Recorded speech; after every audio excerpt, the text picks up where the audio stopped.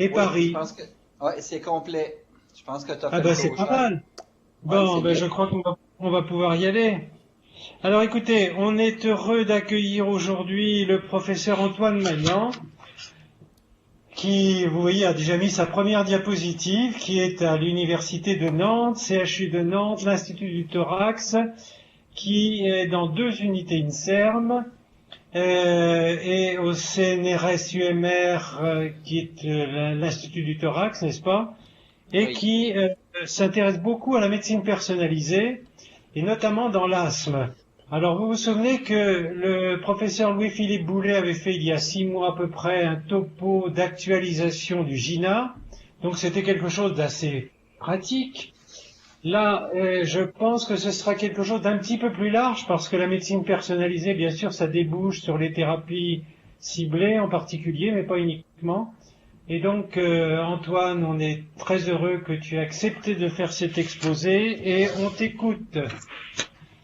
Bon, alors d'abord, je voudrais dire que je suis extrêmement honoré de faire ce topo tout seul dans ma petite salle avec une audience aussi large sur le plan géographique et puis de l'assistance parce que je vous vois tous et je dois dire que enfin voilà, c'est très impressionnant aussi de vous voir là m'écouter. Merci Étienne de cette introduction. Moi, ce que je voudrais dire, c'est que médecine personnalisée dans l'asthme sévère, ça peut vouloir dire beaucoup de choses. J'avoue que j'ai quand même essayé d'être sur le plan pratique et de ce que l'on peut faire actuellement. Et je n'ai pas abordé ce qu'on évoquait un peu en aparté à l'instant avec notre collègue canadien sur la médecine 4P proprement dite. Donc je vais effectivement aborder les choses d'abord sur des choses simples parce que je pense qu'il faut qu'on y retourne et il faut qu'on y retourne d'autant plus que l'arrivée de certaines biothérapies nous font re-questionner par exemple le rôle de l'éosinophilie dans l'asthme et que c'est important qu'on partage les idées claires à propos de cela.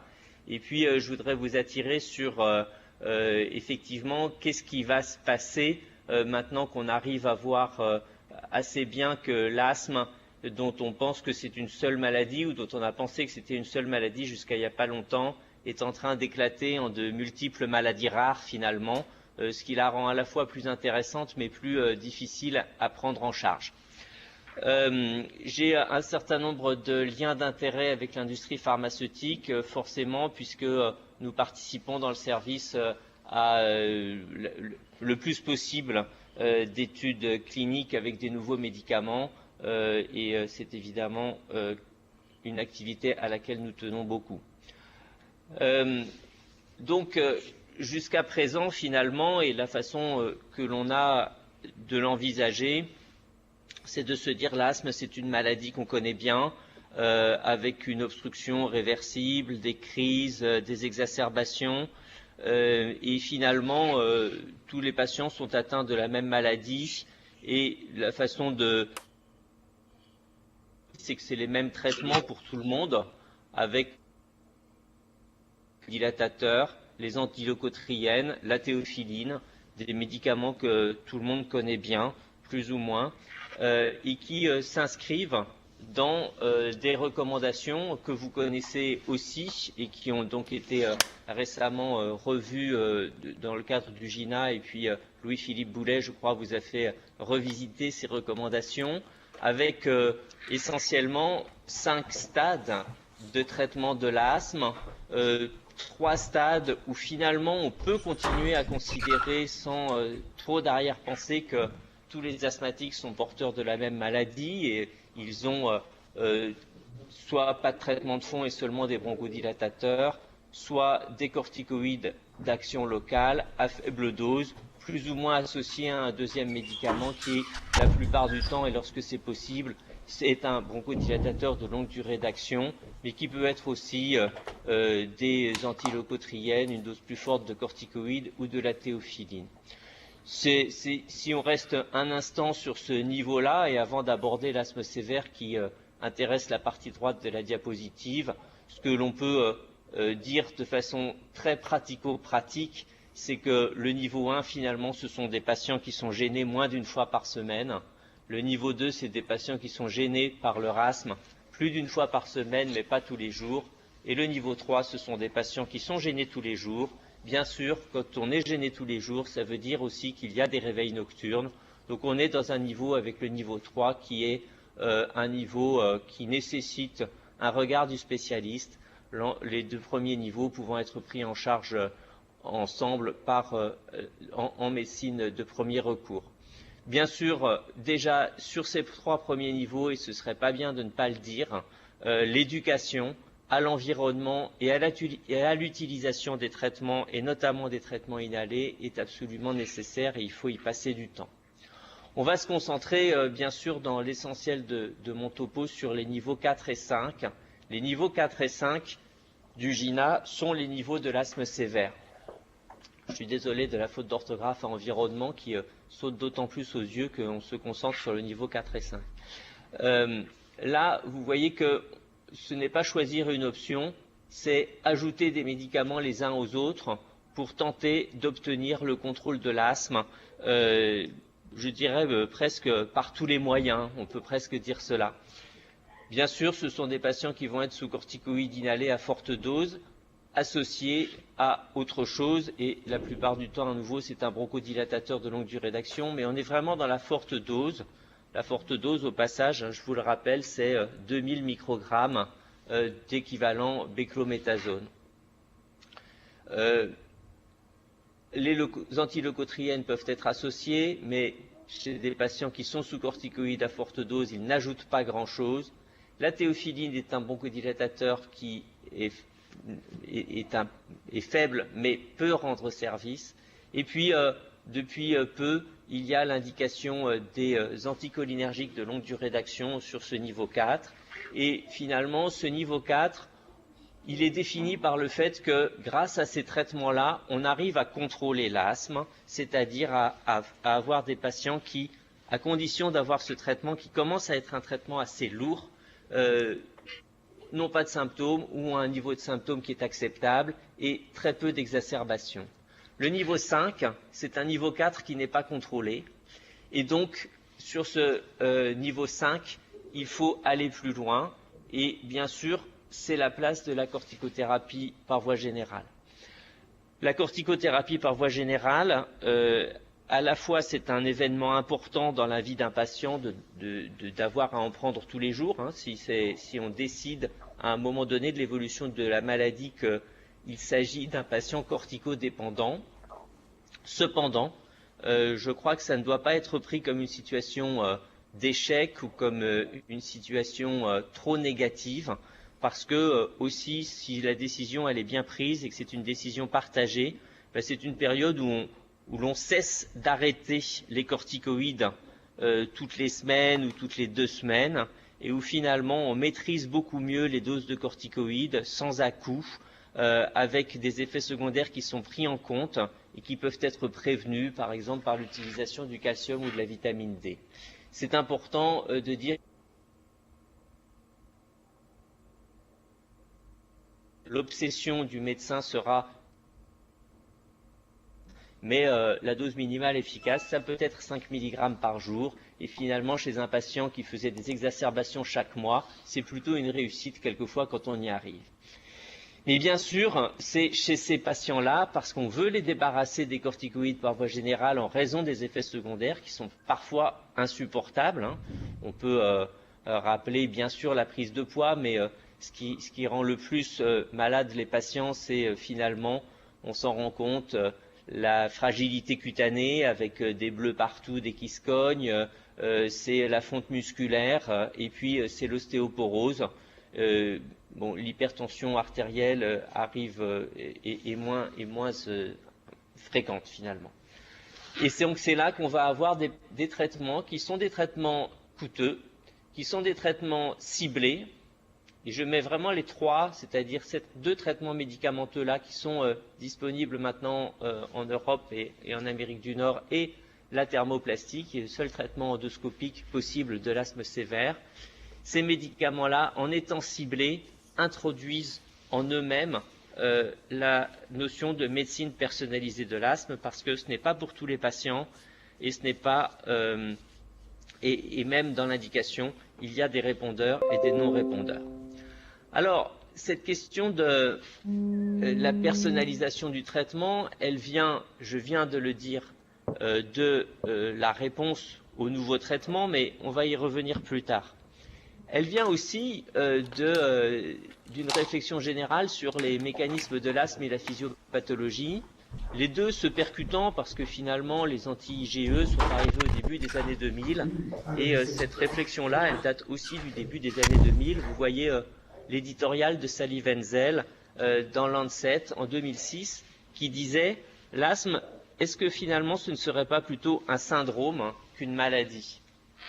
Et si on passe deux petites minutes peut-être sur ce schéma-là, vous allez voir qu'il est assez intéressant parce qu'il permet de réfléchir. Elle distingue l'asthme qui a commencé tôt, qui a commencé dans l'enfance, et puis l'asthme qui a commencé à l'âge adulte. Attention, ce n'est pas l'asthme de l'enfant, c'est un asthme qui a commencé dans l'enfance, mais qui peut être, bien sûr, un asthme de l'adulte. Dans cet asthme qui a commencé dans l'enfance, on voit que l'asthme allergique occupe une très grande place, et l'allergie est certainement centrale dans ce type d'asthme. Et les éosinophiliques, et on va y revenir assez longuement, ce sont des patients qui répondent le mieux aux corticoïdes. Qui dit présence d'éosinophiles dit réponse aux corticoïdes. Et c'est une deuxième caractéristique de l'asthme éosinophilique, c'est parmi ces patients-là que l'on trouve ceux qui font beaucoup d'exacerbations. Ce sont des patients très réversibles, ce sont des patients qui se rénuient, ce sont des patients instables et ce sont des patients qui risquent de faire des exacerbations. Mais leur chance, c'est qu'ils sont corticosensibles. En dehors de ceux-là, il y a ceux qui ont une obstruction fixée et puis il y a l'asthme induit par l'exercice qui certainement est beaucoup moins sévère et qui est à part. Vous voyez que l'asthme sévère intéresse tous les types d'asthme, sauf l'asthme induit par l'exercice. Quand l'asthme a commencé tard, eh bien à ce moment-là, on retrouve l'asthme allergique et on retrouve l'asthme éosinophilique qui est là. Mais vous voyez que l'asthme éosinophilique est essentiellement de l'asthme non allergique. Il est éosinophilique et donc il répond aux corticoïdes, mais il est surtout non allergique. Il y a aussi des asthmatiques allergiques et parmi ces asthmatiques allergiques, il y a des éosinophiliques, mais ils ne le sont pas tous. Puis bien sûr, comme c'est de l'asthme qui a commencé à l'âge adulte, on y trouve l'asthme professionnel, l'asthme induit par les menstruations, et puis cette forme d'asthme qui est éosinophilique. Vous voyez que c'est à l'intérieur de la bulle des éosinophiliques, qui est l'asthme induit par l'aspirine et les anti-inflammatoires non stéroïdiens. Donc ce regard-là sur l'asthme, je trouve qu'il est intéressant parce qu'il est assez juste pour la pratique, mais il montre bien que, effectivement, l'asthme est un conglomérat de maladies qui sont différentes.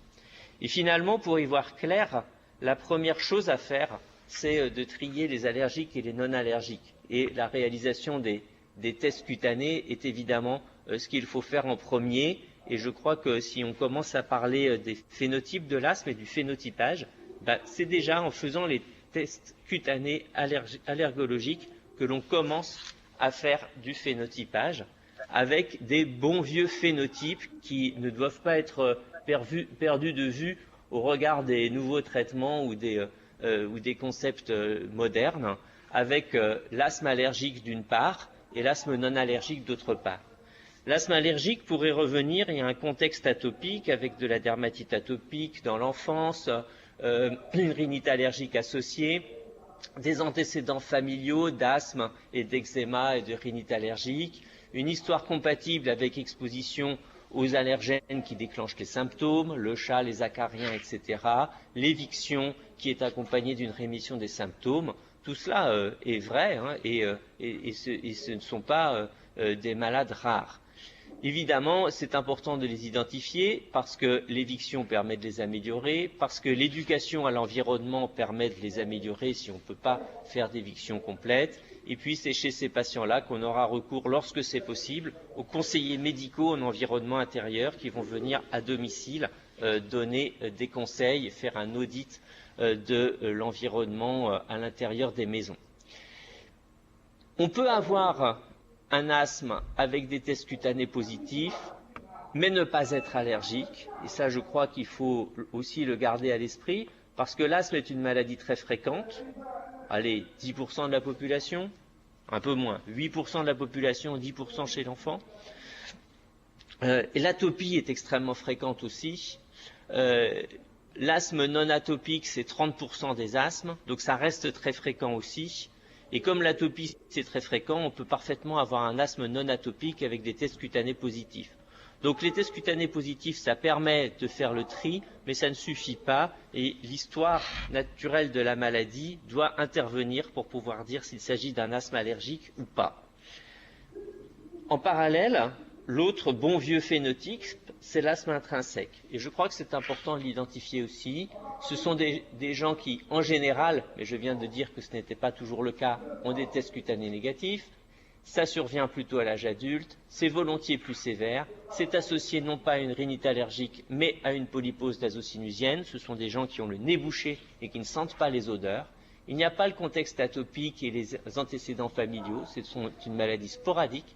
Ils ne sont pas allergiques, ils peuvent être exposés aux allergènes sans qu'il y ait plus de symptômes, ni moins d'ailleurs, lorsqu'il n'y a pas d'allergènes. Et c'est chez cela qu'on trouve l'asthme induit par les anti-inflammatoires non stéroïdiens. Et là aussi, on peut se dire, il y a des asthmes intrinsèques qui sont atopiques parce qu'ils ont des tests cutanés positifs pour les pneumallergènes. Ceux qui sont en italique ici sont les mêmes que ceux qui sont en italique là. Mais simplement, le point de départ du raisonnement n'est pas tout à fait le même. Donc ça, c'est allergique et non allergique. Et après, il y a éosinophilique. Et ce n'est pas la même chose.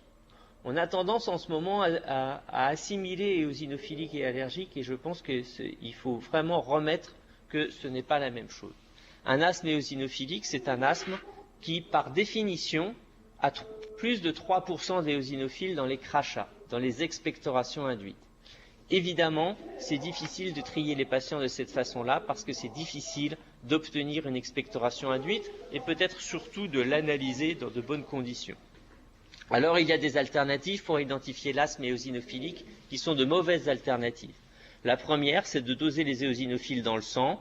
Et bien sûr, s'il y a plus de 500 éosinophiles par millimètre cube, il y a une hyperéosinophilie. C'est une éosinophilie sanguine qui est anormale et on peut considérer qu'au moins c'est un asthme avec hyperéosinophilie. Le NO expiré est une alternative possible pour compter les éosinophiles dans les crachats. Mais là aussi, ce n'est pas très disponible, c'est quand même beaucoup plus facile à mesurer et malheureusement, ce n'est pas extrêmement reproductible et du coup, c'est beaucoup moins robuste que la mesure des éosinophiles dans les crachats, mais cela rend service. Après, l'éosinophilie supérieure à 300, c'est quand même une éosinophilie normale que l'on retrouve chez de nombreux patients qui ne sont ni atopiques, ni asthmatiques, ni rien du tout. Et donc, on commence à être dans le discutable pour pouvoir dire devant un asthme, lorsqu'il y a une éosinophilie supérieure à 300, c'est un asthme éosinophilique.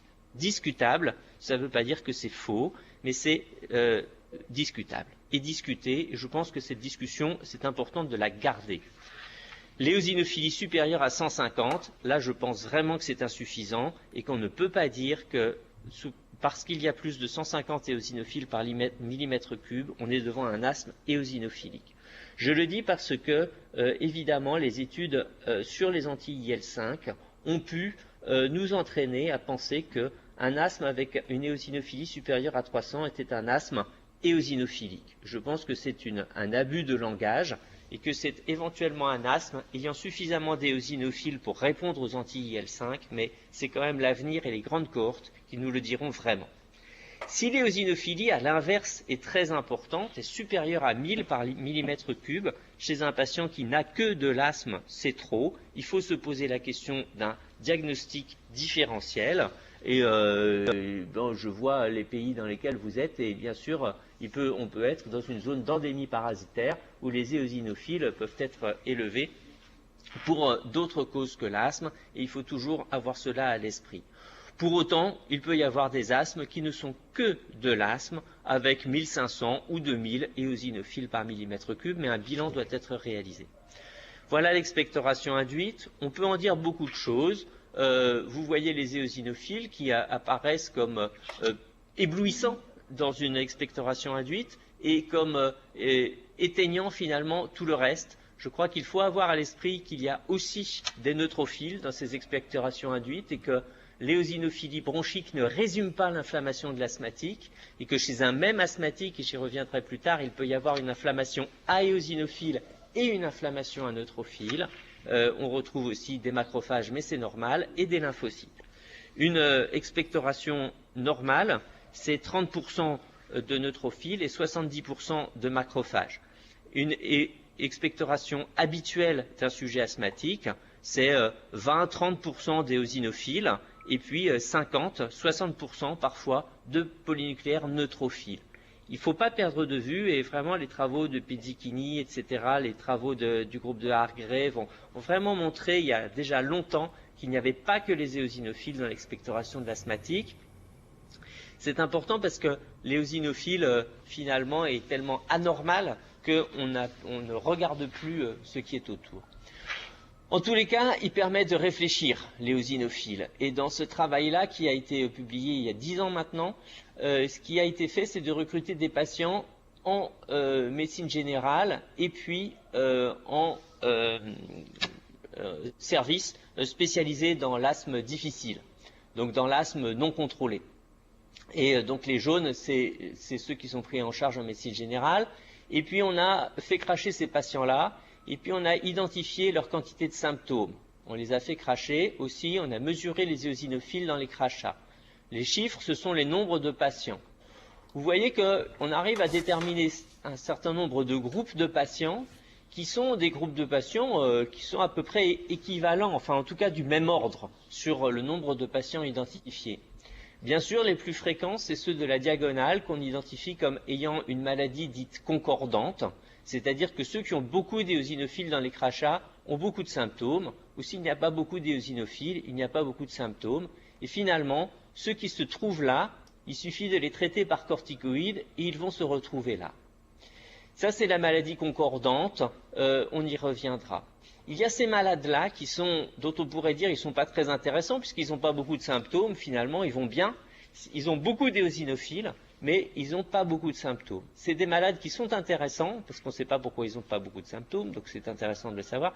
Mais surtout, c'est des patients qui sont à risque d'exacerbation sévère, parce que ce sont des exacerbations qui surviennent un peu à l'emporte-pièce, sans trop prévenir, et donc qui surprennent le patient, le médecin, et qui peuvent être du coup graves.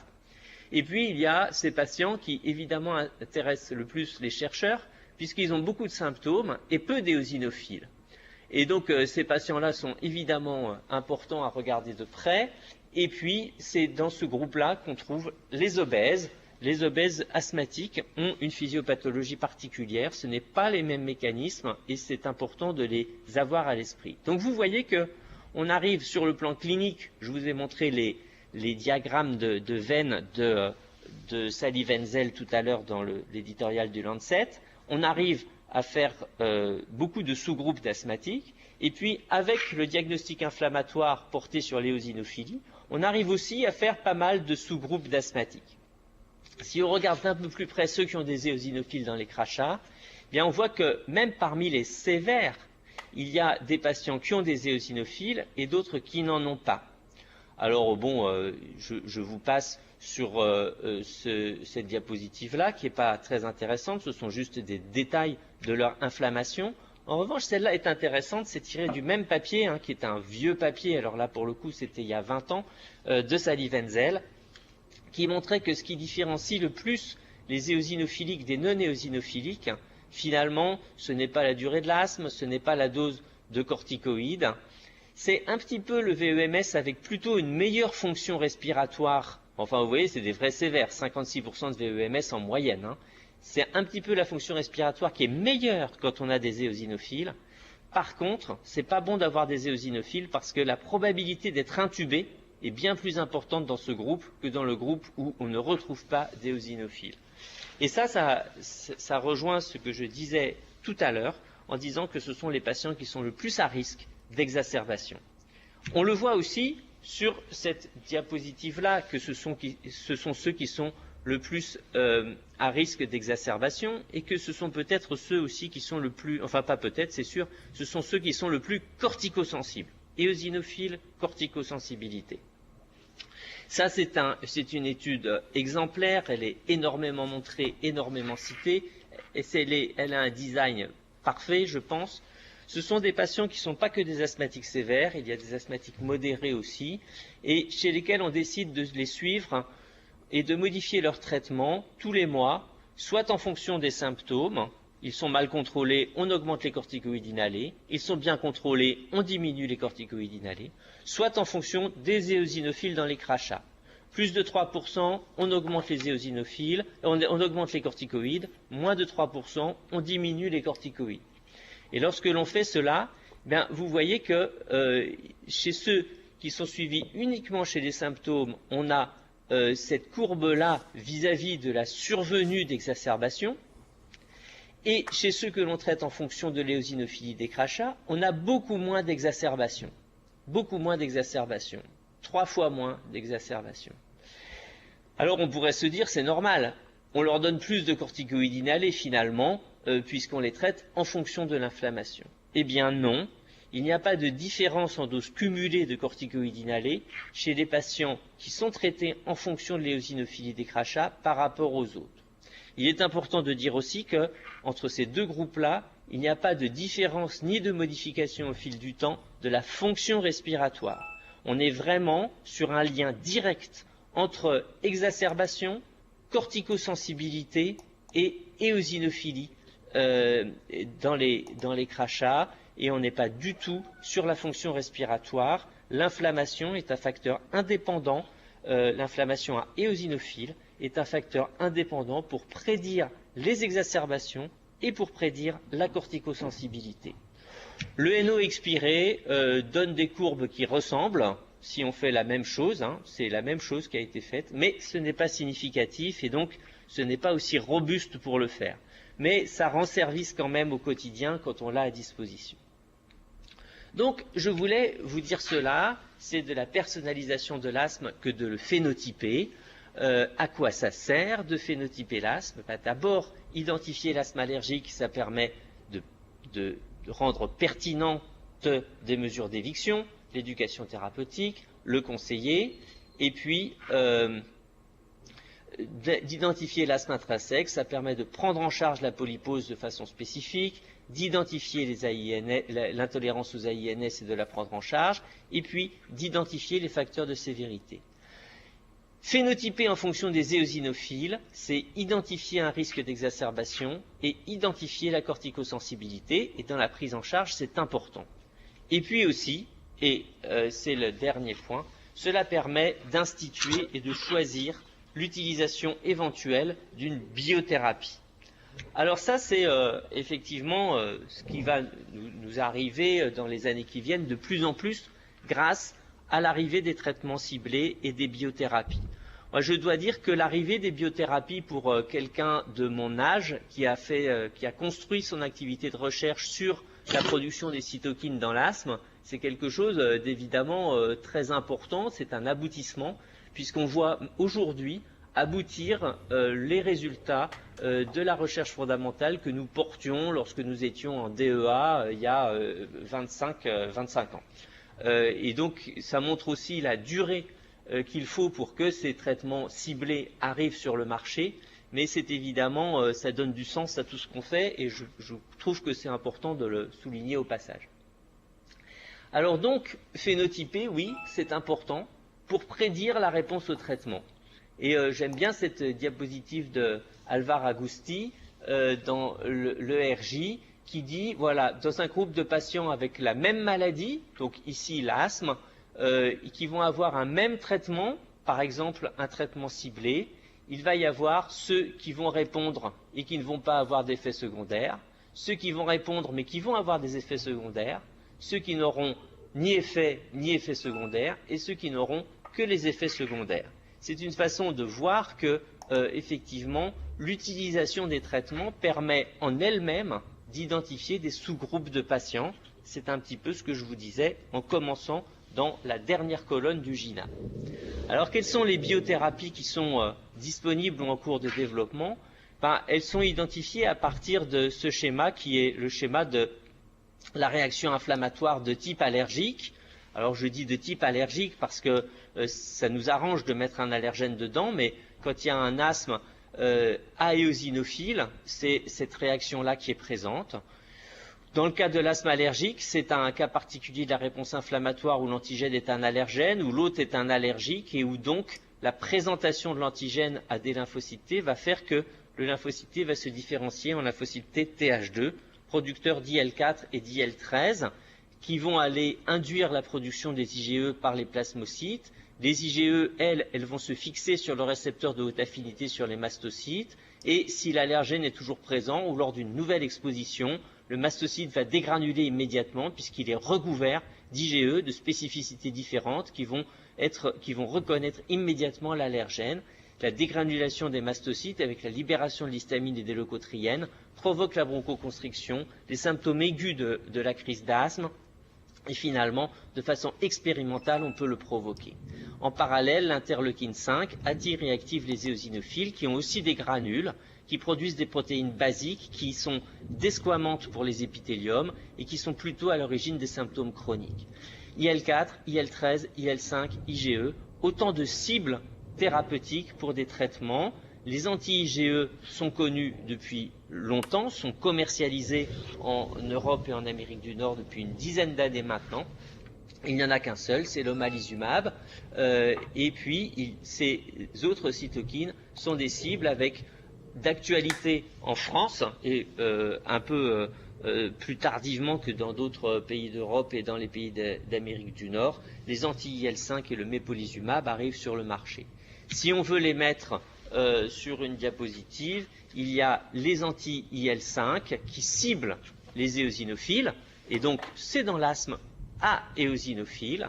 Le mépolizumab, c'est le Nucala qui vient d'être commercialisé. Il y a le reslizumab, qui probablement ne sera pas développé en France, et le benralizumab, qui est un anticorps anti-récepteur de l'interleukine 5, qui semble peut-être avoir un effet plus intéressant que le mépolizumab. En tous les cas, il est administré tous les 2 mois, alors que celui-ci est administré tous les mois. Anti-récepteur de l'IL4 et de l'IL13, là, on ne sait pas identifier pour le moment les patients répondeurs et non répondeurs. Ce ne sont pas les patients avec éosinophiles, parce que les éosinophiles ne sont pas modifiés par ce traitement-là. C'est le dupilumab, il est en autorisation temporaire d'utilisation dans l'asthme sévère chez un certain nombre de patients, et puis surtout dans la dermatite atopique sévère, avec des résultats que je vais vous montrer.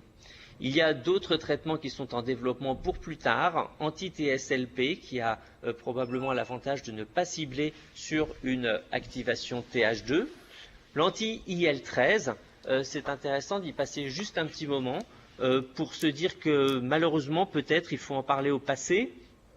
C'était pourtant des médicaments pour lesquels un biomarqueur avait été identifié sous le nom de périostine, avec une histoire de la périostine qui est assez intéressante, mais je ne vais pas la développer là. Et il y avait 2 anticorps qui étaient en développement. Ce sont des anticorps qui ne sont plus en développement. Les 2 laboratoires ont décidé d'arrêter le développement dans l'asthme parce qu'il n'y a pas suffisamment de répondeurs et aussi parce qu'il y a une concurrence de ceux-là qui arrivent. Je pense que c'est probablement dommage pour avoir participé à des essais avec les 2 anticorps. Il y a des patients qui répondent de façon fantastique à ces 2 anticorps. Je ne sais pas si ce sont les mêmes qui répondent aux anti-IL5 et malheureusement on ne saura pas si le développement est arrêté. Et puis il y a les anti-IgE. Les anti-IgE, le traitement est dosé en fonction des IgE totales.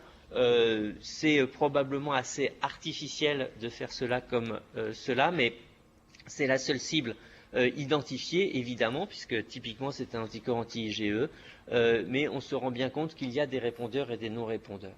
Alors on peut passer quand même un tout petit peu de temps sur l'omalizumab, en rappelant que c'est un anticorps qui est dirigé contre le 3e domaine constant des IgE, ce qui est bien parce que c'est le domaine qui se fixe au récepteur de haute affinité, et que cela donc permet de faire disparaître les IgE libres qui circulent dans le sang, et donc Ça explique aussi que ça ne fait pas disparaître les IgE qui sont fixés sur le récepteur de haute affinité et que donc il faut attendre un certain temps avant qu'on ait une efficacité de ce traitement. Mais c'est un traitement qui, dans son indication, qui est l'asthme sévère allergique, et c'est important de bien rappeler ça, c'est indépendant de l'éosinophilie, réduit de 50% les exacerbations sévères. Le mépolizumab aussi réduit de 50% les exacerbations sévères quand il est donné dans la bonne indication. Ici, ça c'est l'étude DREAM qui a montré avec 3 doses de traitement qui n'ont pas un résultat différent, 75, 250 et 750. Et c'est la raison pour laquelle la dose sous laquelle il est commercialisé, c'est 100 mg toutes les 4 semaines, puisque quelle que soit la dose, le résultat est le même. Il divise par 2 le nombre d'exacerbations sévères au bout d'un an de traitement. Il est intéressant d'avoir à l'esprit que cela ne fonctionne que lorsque les patients sont sélectionnés sur une éosinophilie sanguine suffisante. Dans les essais, ça dépend, c'est soit 300 par millimètre cube, soit 150 par millimètre cube.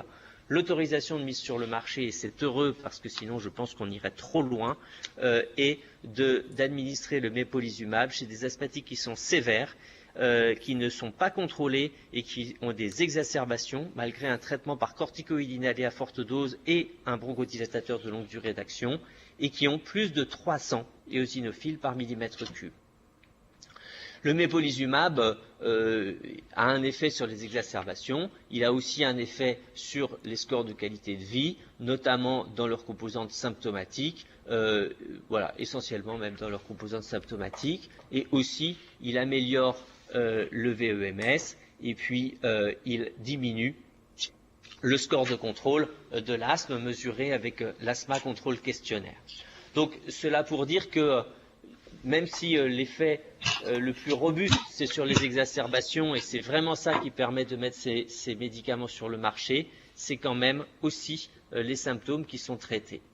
Le benralizumab a le même effet. Vous voyez, c'est les exacerbations sévères sont divisées par 2. Le reslizumab, c'est pareil. Les exacerbations sévères sont divisées par 2. 1,8 par an, ça passe à 0,9 par an. Le dupilumab, antirécepteur de l'IL-4 et de l'IL-13, il y avait un effet fantastique sur cette étude preuve de concept avec très peu de patients.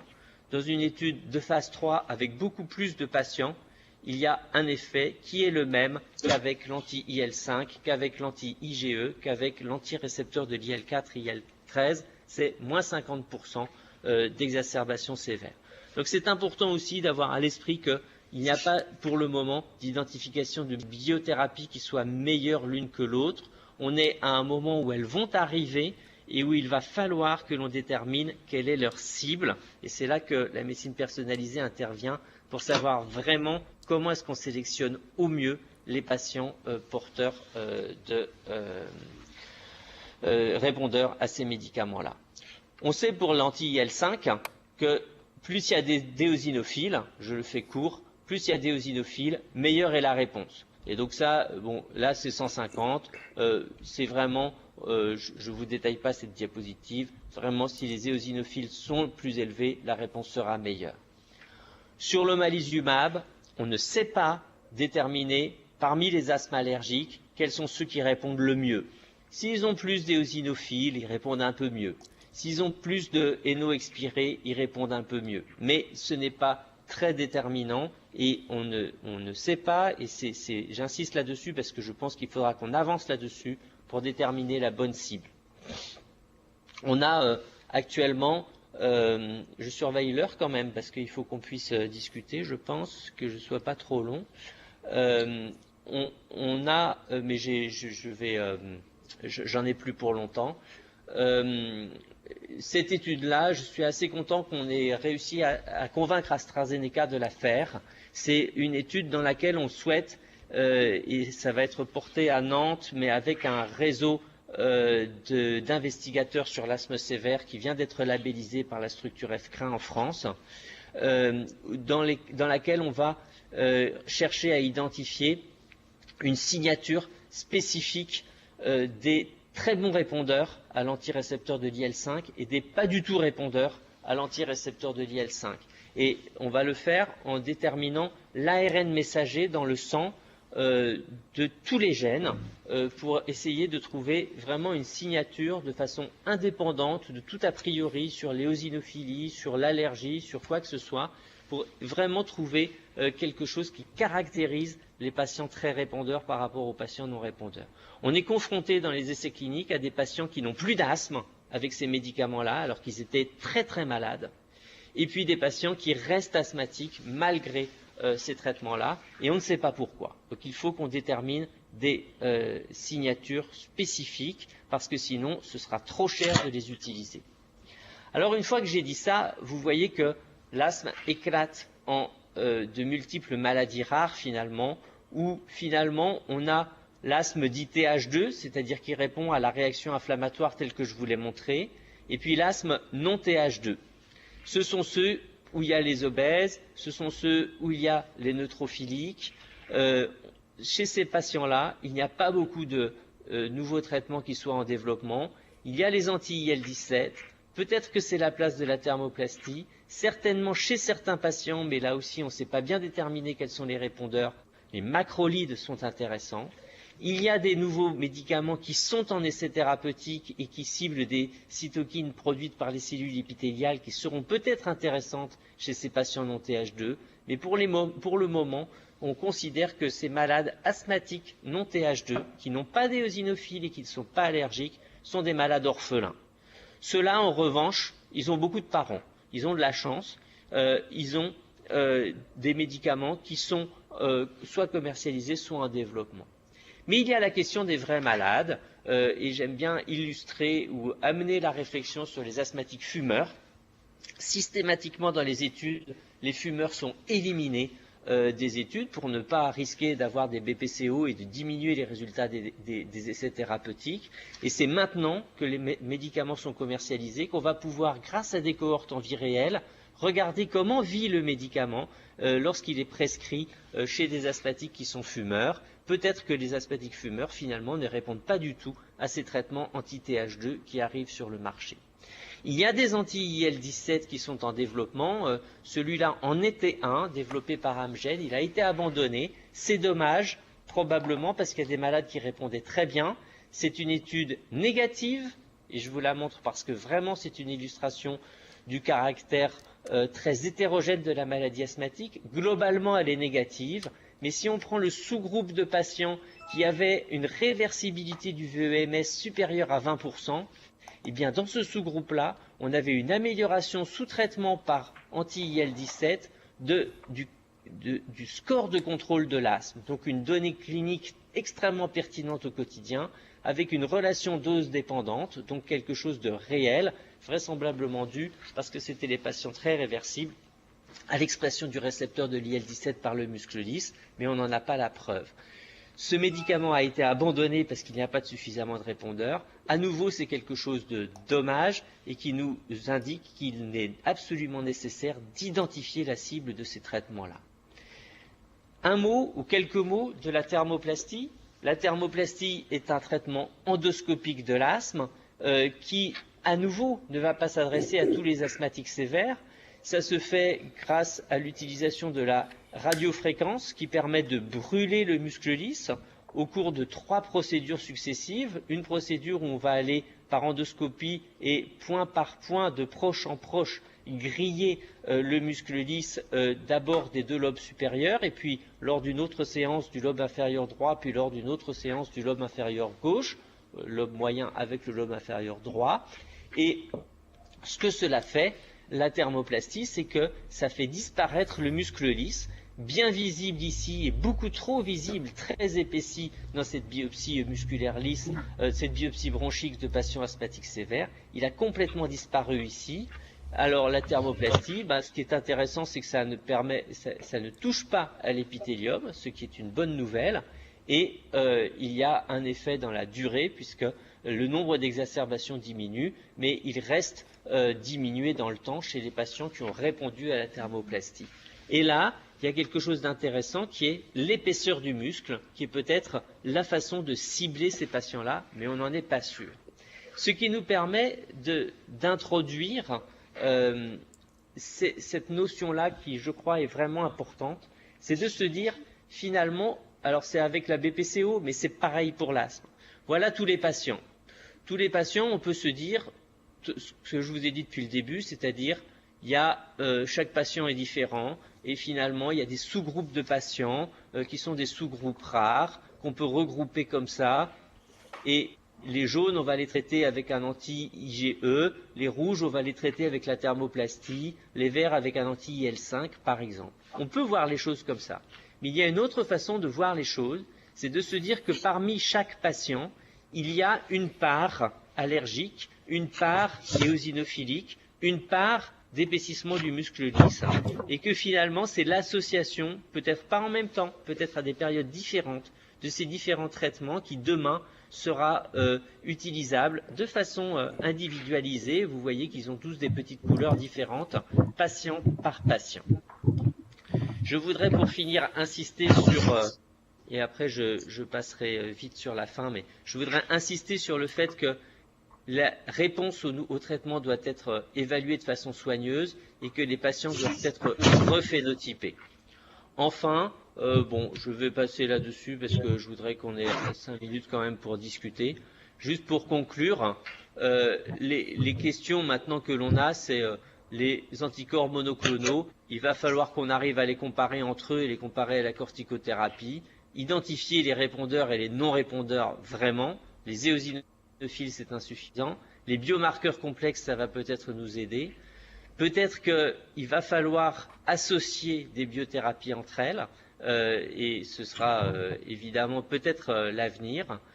Il y a la question des non-TH2 qui reste entière avec des nouveaux médicaments qu'il faut développer. Donc vous voyez qu'il y a un champ de développement de la médecine personnalisée dans l'engagement de l'industrie pharmaceutique est nécessaire pour que l'on ne passe pas à côté de médicaments qui certes sont efficaces seulement chez certains patients mais sont extrêmement efficaces. Et pour cela, il faut aussi que nous mettions à évaluer très rigoureusement l'efficacité de ces malades-là. Je passe là-dessus et je finis sur l'image virtuelle pour le moment de notre futur nouvel hôpital, nouveau CHU de Nantes, sur l'île de Nantes. Voilà, merci beaucoup et j'espère ne pas vous avoir endormi. Merci Antoine. Écoute, c'est très bien et j'ai l'impression que tous les centres qui étaient là au début sont toujours là, donc il n'y a pas eu de problème technique, c'est super. Alors Antoine, en t'écoutant, on a bien compris que l'asthme, finalement, les tableaux sont très variés. On peut dire une maladie hétérogène ou une maladie qui éclate. En tout cas, on comprend très bien que pourquoi c'est une porte ouverte à la médecine personnalisée extraordinaire, finalement. Alors, en t'entendant, une petite remarque. Quand tu disais qu'un traitement était efficace, tu parlais toujours d'une diminution autour de 50%. C'est enfin, je sais pas, moi je suis plus habitué aux essais de cancérologie, on raisonne jamais comme ça. 50%, c'est inatteignable. Est-ce que c'est l'habitude dans les essais sur l'asthme?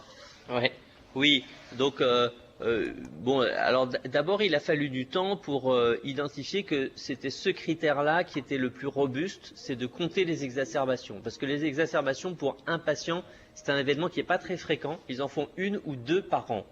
Et donc ça veut dire qu'il faut des études longues, c'est des études qui doivent durer au moins 1 an. On attend, c'est une diminution de 50% des exacerbations en moyenne. En pratique, il y a quand même des patients qui n'ont plus d'asthme. Et il y a des patients qui continuent à faire des exacerbations. Donc c'est là qu'on a vraiment probablement des choses qui sur la réalité de la cible. La connaissance de la cible.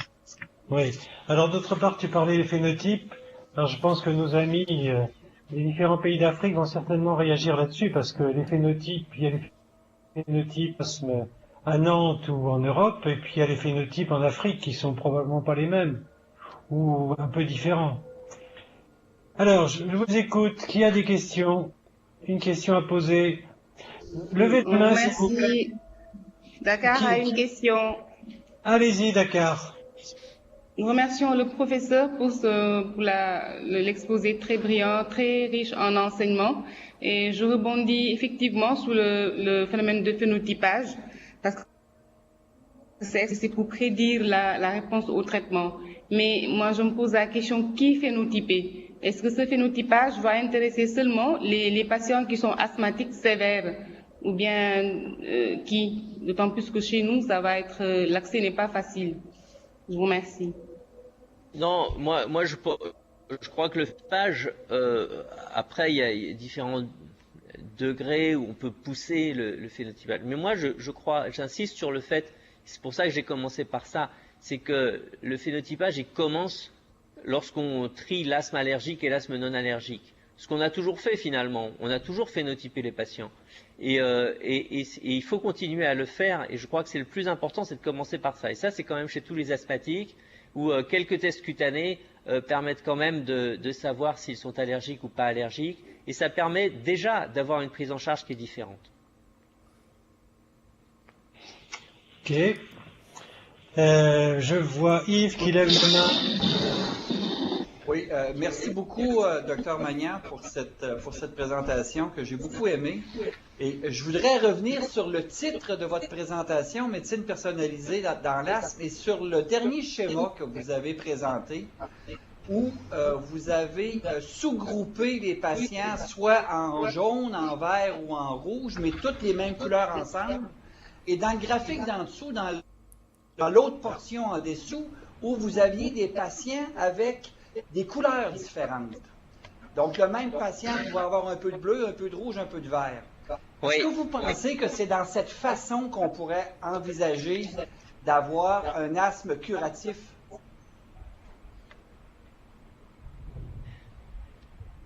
Hey, le traitement curatif de l'asthme. Est-ce qu'on pourrait guérir l'asthme? Moi, je suis assez... Non, je suis bon, on va voir quelle va être l'évolution, et puis aussi qu'est-ce qu'on va pouvoir se payer, parce que ça coûte cher. Mais effectivement, je crois qu'il y a il semblerait quand même qu'il y ait certains patients qui répondent partiellement à l'omalizumab, par exemple, et chez lesquels il persiste des exacerbations. L'anti-IgE, peut-être que ce serait intéressant de traiter aussi la partie éosinophilique. Alors bon, j'ai aucune preuve pour dire cela, et donc c'est vraiment ouvert, mais je trouve que cette réflexion-là, en tout cas, est intéressante. Le point de départ, c'est quand même d'identifier les petites couleurs, et le phénotypage bien fait, c'est de dire, voilà, celui-là, il a tant de jaune, tant de rouge, tant de bleu.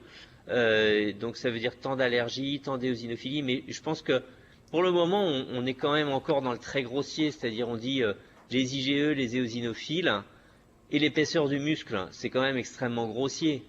Donc demain peut-être qu'on dira c'est là une production ou une expression de 15 gènes ensemble qui interagissent les uns avec les autres et qui sont présents chez ces patients-là et pas chez d'autres, et qui seront la signature de la bonne réponse au traitement et véritablement de la petite couleur. Mais voilà, moi je trouve que l'approche est intéressante parce que c'est aussi ce que je disais au début en disant le crachat, par exemple, qui identifie neutrophiles dans ce crachat-là. Donc il n'y a pas que les éosinophiles qui résument l'inflammation.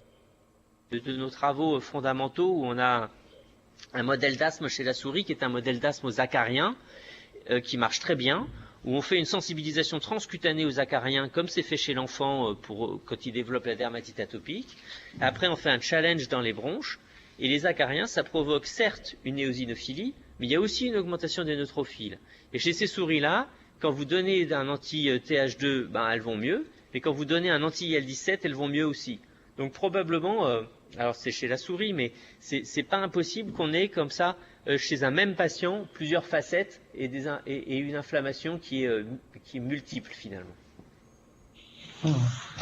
Très bien. Une dernière question rapide, Étienne, si tu permets. Oui, vas-y. Dans dans votre étude où vous voulez faire le traçage par mRNA à partir de cellules sanguines, allez-vous incorporer les micros-ARN aussi? Bon, c'est pas prévu parce que c'est une question de prix, mais après on aura le matériel pour le faire dans un second temps si on a la possibilité de le faire. Sur combien de patients voulez-vous faire ça? Alors c'est prévu d'avoir 200 patients, voilà, et d'impliquer 20 centres avec 10 patients par centre. Vous voulez participer? Merci. Là pour le moment c'est européen, mais voilà. Oui, en tout cas, on s'en reparle de ça. Ok, super, avec plaisir. Très bien. Alors, qui veut intervenir? Oui, Dakar. Kinshasa plutôt. Non, c'est Kinshasa. Kinshasa, oui. Ah oui, pardon. Allez-y. Oui. Oui. Ma question est plutôt pratique chez l'enfant. Chez les enfants chez qui c'est difficile d'obtenir des expectorations induites, est-ce qu'il y a des alternatives pour définir l'asthme éosinophilique? Oui, chez l'adulte aussi, c'est la prise de sang et c'est compter les éosinophiles dans le sang. C'est pas très bon, mais c'est quand même un bon reflet de la corticosensibilité. Moi, je suis assez convaincu par ça au regard des résultats qui ont été obtenus. Alors, c'est pas du tout chez l'enfant parce que c'est dans la BPCO, mais dans la BPCO, maintenant, il est quand même bien montré que les patients qui sont sensibles à la corticothérapie inhalée dans la BPCO sont ceux qui ont un peu d'éosinophiles dans le sang. Alors bon, certains experts comme Pascal Chanez disent c'est des BPCO avec éosinophiles. Moi, je dis plutôt c'est des BPCO associés à des asthmes. Ça, c'est vraiment des questions de chapelle. Mais l'éosinophilie du sang est un bon reflet de la corticosensibilité. Ça vaut la peine de faire ça. Très bien. Oui, une autre question?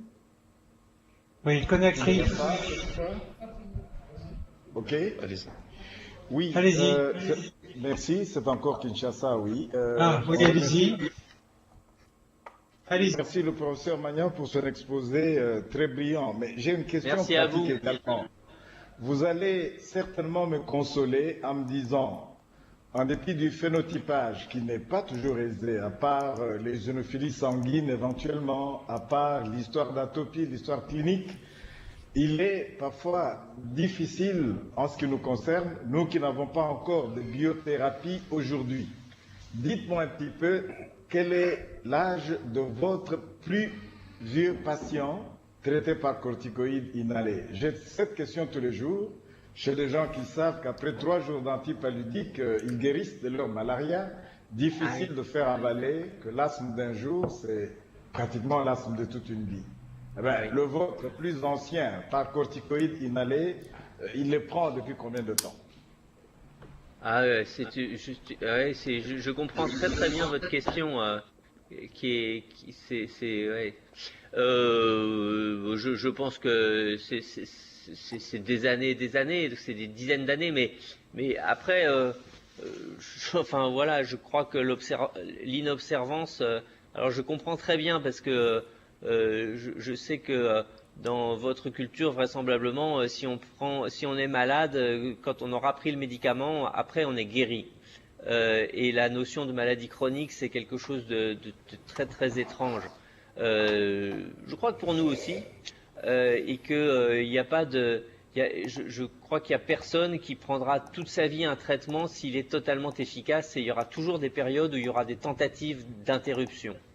Mais les tentatives d'interruption, elles se soldent par des échecs et il faut y revenir. Bon, c'est notre travail aussi au quotidien, hein, c'est pareil que chez vous, hein, ça. Avec quelque chose en plus, Antoine, c'est que les médicaments, il faut les payer à Kinshasa. À Kinshasa ou à Dakar ou à Conakry. Il pose un autre problème. Bien sûr. Une dernière question, Kinshasa, s'il vous plaît, si c'est possible. Allez-y. Je vais terminer par le dernier phénotype qui a été évoqué, l'asthme neutrophilique, qu'on a décrit également comme étant orphelin. Et je rebondis sur tout ce phénotype concernant le dernier niveau de gravité de l'asthme sévère, on est obligé de mettre une corticothérapie au long cours.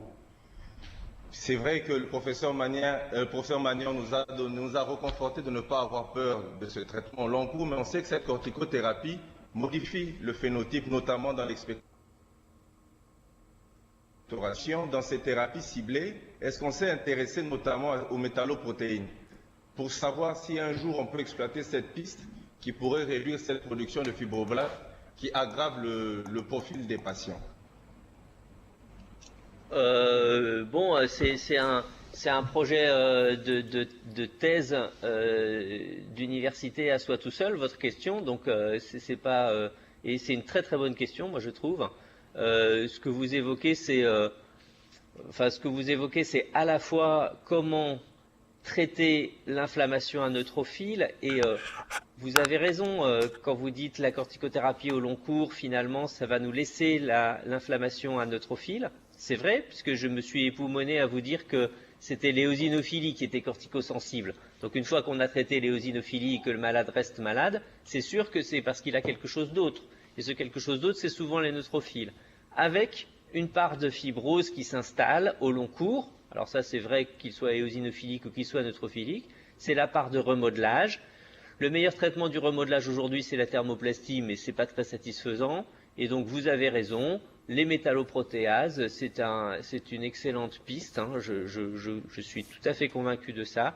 Et peut-être qu'il y aura, alors pour le moment c'est une bonne piste, mais ce n'est pas des bonnes cibles. Il n'y a pas de traitement qui cible les métalloprotéases de façon suffisamment efficace, mais peut-être que ça viendra. C'est une très bonne question. Merci. Une autre question? Oui, allez-y. C'est oui, Waga a une question. Ah, Waga, allez-y. C'est Waga. Ok, c'était pour savoir, dans le cas de l'asthme hyperéosinophilique, vous disiez tantôt que le résultat doit être supérieur à 3% dans les expectorations induites. Est-ce qu'on peut aller à la fibroscopie par aspiration ou le LBA? Est-ce que les résultats seront identiques? Merci. Non, les résultats ne seront pas identiques parce que la dilution par le liquide de lavage alvéolaire ne permet pas d'avoir ces seuils fixes et assez fiables de 3% qui pourraient être, je ne sais pas, 10 ou 20% dans le lavage alvéolaire. Et ce n'est pas le cas. Et le lavage alvéolaire est un mauvais examen pour échantillonner les bronches. La biopsie, oui, ça c'est intéressant. Je pense même que ça donne plus de renseignements que l'expectoration induite parce qu'on voit la sous-muqueuse. Pourquoi pas? Là aussi, il n'y a pas de chiffre possible. L'avantage de l'expectoration, alors c'est facile chez des patients qui crachent spontanément, c'est compliqué chez des patients qui crachent pas spontanément. L'avantage, c'est que c'est pas invasif, il n'y a pas besoin de faire de fibroscopie. Il n'y a pas de dilution et donc on a ce taux d'éosinophile qui est fiable. Mais voilà, je crois que chaque examen, alors le lavage, je crois que ça c'est pas très intéressant. La biopsie, c'est intéressant. Chaque examen est complémentaire, les uns par rapport aux autres, je veux dire. Ok.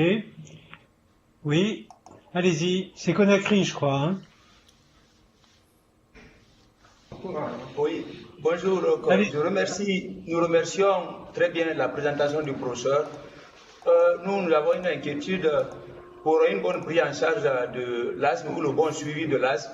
Il faudrait obligatoirement ces différents tests comme le test cutané et puis le dosage des ionophiles dans le sang. Les pays où on n'arrive pas vraiment à réaliser ces différents tests, quelle sera la proposition du professeur par rapport à ça? Merci.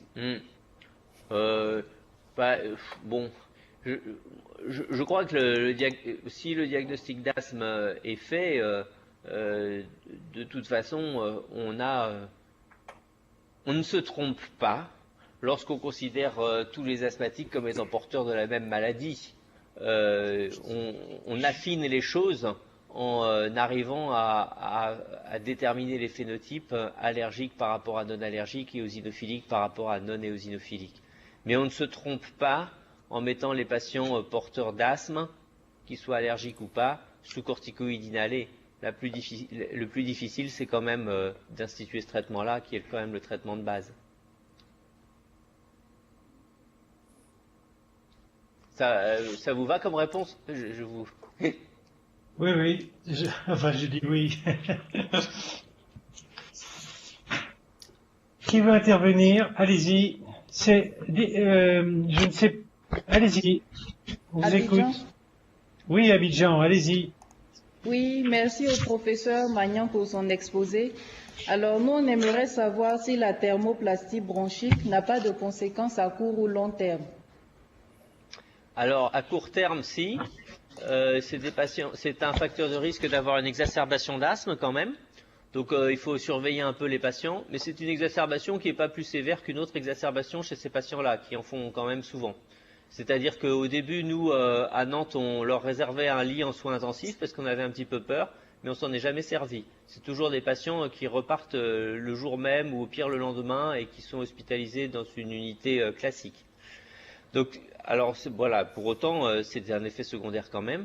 Sur le long terme, alors il n'y a pas de très long terme, mais sur 5 ans, il n'y a pas d'effet secondaire particulier décelable, ce qui est plutôt une bonne nouvelle et ce qui démontre en fait en filigrane, en négatif, que le muscle lisse bronchique, il sert pas à grand chose, parce que c'est pas des patients, ils peuvent toujours tousser. Il n'y a pas de il n'y a pas de problème particulier sur le moyen terme en tout cas. Ils vont mieux, hein. Enfin vraiment c'est, enfin voilà, il y en a qui répondent pas, c'est toujours pareil, mais la plupart répondent et ils font beaucoup moins d'exacerbations et dans leur quotidien ils vont mieux. Ils ont toujours de l'asthme quand même. Quand tu dis moyen terme, c'est combien d'années maintenant? On a combien d'années? 5 ans. 5 ans. 5 ans. 5 ans. Les études qu'on a à notre disposition, c'est sur 5 ans. D'accord. Non, parce qu'on pourrait s'attendre effectivement qu'ils aient une hypersécrétion ou quelque chose comme ça. Bah non. Oui. Moi, je suis comme toi. Je croyais pas que ça pouvait. Mais donc non, ils font pas. Ok. Alors, une question encore.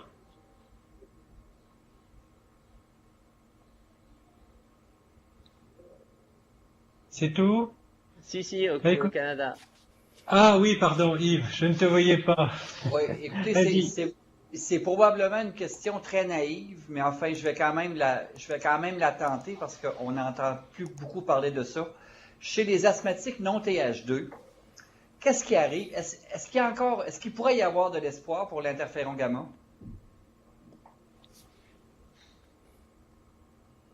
Ouais, c'est pas si naïf que ça.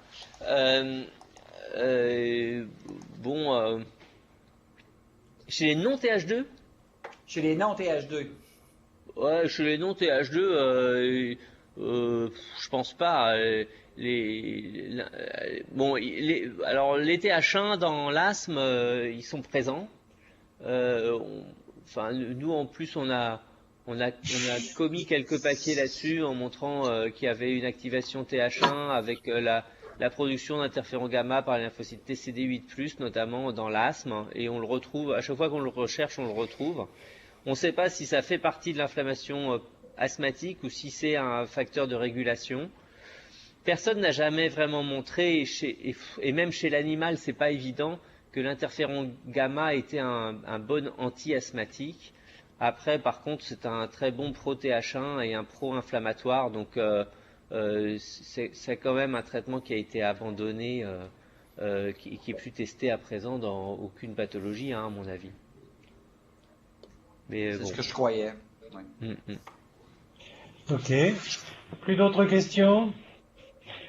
Ben écoutez, vous avez été particulièrement nombreux aujourd'hui et je vous en félicite. Alors, j'en suis très content. Alors, je vous rappelle les prochains rendez-vous. Jeudi 26 avril, je vous remettrai ça dans un mail, hein, dès demain. Jeudi 26 avril, donc c'est Yves Tremblay qui nous fera un exposé sur l'intracrinologie au service de la santé pulmonaire. N'est-ce pas Yves, ça tient toujours? Oui, il n'y a pas de problème. Pas de problème. Le jeudi 24 mai, c'est Yaoundé qui va nous faire un exposé sur la pratique pneumologique à Yaoundé, les perspectives, etc. Yaoundé n'était pas là aujourd'hui, j'espère qu'il n'y aura pas de problème le 24 mai.